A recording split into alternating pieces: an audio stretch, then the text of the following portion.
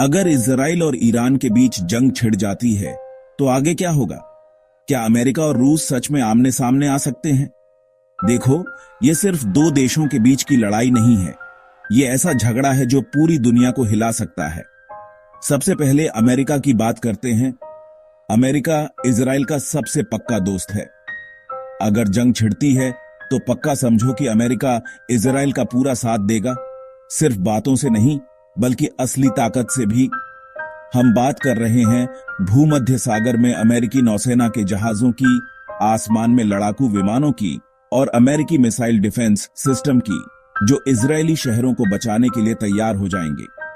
सोचो, आयरन डोम रॉकेट्स को रोकता है, लेकिन यह उससे कहीं बड़े पैमाने पर होगा।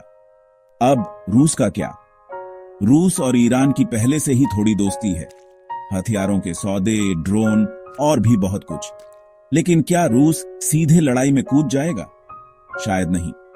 देखो, रूस शायद ईरान की पर्दे के पीछे से मदद करेगा, हथियार, ड्रोन, शायद खुफिया जानकारी भी, लेकिन अमेरिका से सीधी टक्कर लेना, यह ऐसा खतरा है जिससे रूस बचना चाहेगा, खासकर तब जब वह पहले से ही इतनी सारी चीजें संभाल रहा है।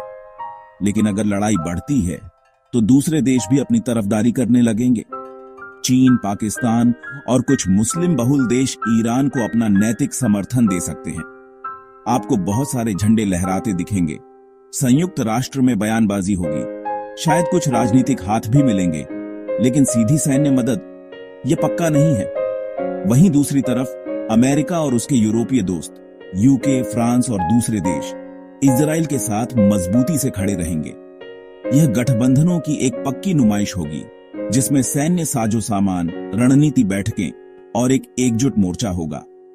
अब अगर यह जंग सच में शुरू हो जाती है तो मिडिल ईस्ट रातों रात युद्ध का मैदान बन सकता है। धमाके, सैनिक मार्च करते हुए, ऊपर से जेट्स की तेज आवाजें और दुनिया सांस रोके सब देखती रहेगी।